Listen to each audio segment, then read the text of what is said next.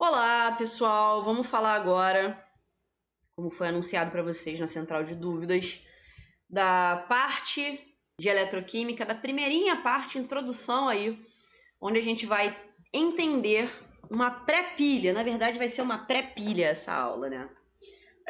Onde a gente vai entender os conceitos básicos aí para a gente conseguir chegar numa pilha, tá? E a gente vai precisar bastante dos conceitos prévios aí de oxirredução, que a gente acabou de ver aí na semana passada. Então vamos lá. Quando a gente fala de eletroquímica, a gente está trabalhando o conceito de energia elétrica atrelado ao conceito de uma reação química. Tudo bem? Beleza. Só que existem duas formas desse conjunto de coisas acontecerem. A primeira forma é quando eu transformo a energia elétrica numa reação química, que é o que a gente conhece como eletrólise. E a segunda forma é quando eu trabalho uma reação química e, a partir dela, eu gero energia, que é o processo conhecido como pilha. Então, pilha mesmo, tá? Tipo pilha do controle remoto. Aquela pilha que a gente coloca no controle, por exemplo, ela está gerando para mim uma energia. E por isso eu consigo mexer na TV à distância. Só que para aquela energia acontecer, dentro daquela pilha está rolando ali um processo de várias reaçõezinhas químicas com passagem de elétron aí, e por isso a energia elétrica funciona. Um conceito interessante de você compreender é que energia elétrica justamente é passagem de elétrons, tá? Então, quando você tem elétron passando de um lado para o outro, você tem energia elétrica acontecendo. Bom, quando a gente fala de pilha, então, a gente está falando de transferência de elétrons e a gente está trabalhando através de semi-reações químicas. Então, a aula de hoje é basicamente para a gente entender esse conceito de semi-reação, tá? Então, olha só, quando eu falo semi-reação, eu estou falando de uma reação química pela metade, entre muitas aspas, tá? Porque é uma reação química onde eu tenho a presença clara dos elétrons, tá bom? Então, deixa eu te colocar dois exemplos aqui. Eu tenho aqui, nesses dois exemplos, duas semi-reações. Por quê? Porque dentro dessas duas equações químicas eu tenho presença de elétrons. Repare você que, às vezes, o elétron pode aparecer nos produtos e outra vez ele pode aparecer nos reagentes, tá?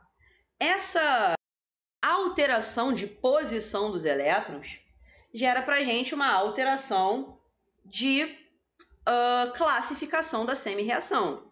Então, se eu tenho os meus elétrons aí colocados nos produtos, eu tenho semi-reação de oxidação.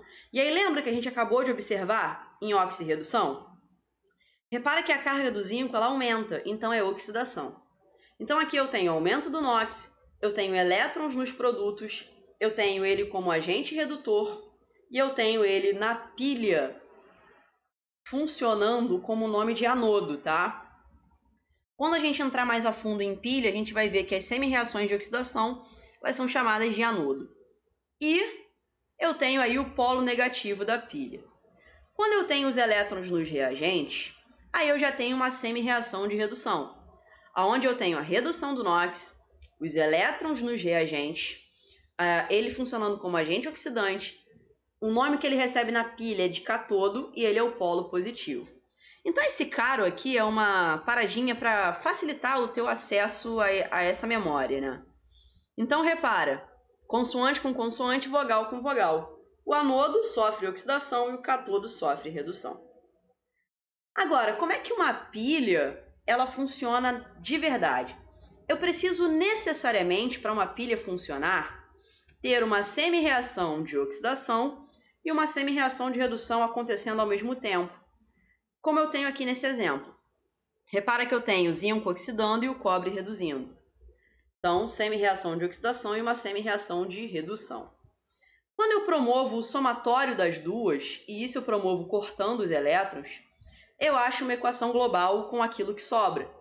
Então, eu vou ter de equação global aí o cobre mais 2, o zinco 0, o cobre 0, aqui nos produtos, e o zinco mais 2. Fechou? Existe um ponto que é muito importante que a gente tem que saber em pilha, que é o ponto da diferença de potencial, que a gente vai chamar de DDP. E esse ponto, ele é calculado através do potencial de oxidação e de redução que é fornecido para você na questão, né, nas questões que a gente vai fazer a respeito disso. Como é que você promove, então, a DDP da pilha, da equação global? Essa DDP da equação global, ela vai ser uma variação, tá?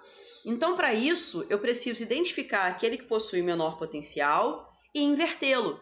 Isso, caso eu não tenha isso acontecendo, tá? Porque se eu já tiver uma semi-reação de oxidação e uma outra de redução, é só somar os valores.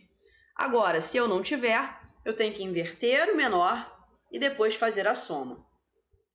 Isso daqui é um exemplo de tabela de DDP, onde para cada semi-reação eu vou ter um valor. Só que isso daí, geralmente, é fornecido para você nas questões. Então, vamos fazer uma questão como exemplo para a gente entender como é que funciona a brincadeira. Essa questão aí é da apostila, tá? E aí ele quer saber o potencial da pilha.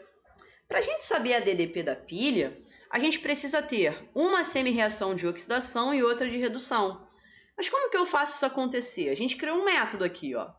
Eu verifico quem tem o maior potencial e quem tem o menor, inverto o menor e promovo a soma. Dentre esses dois, quem tem o menor? Aliás, quem tem o maior é o ouro, então ele eu vou manter. Quem tem o menor? O menor é o níquel, então o níquel eu vou inverter.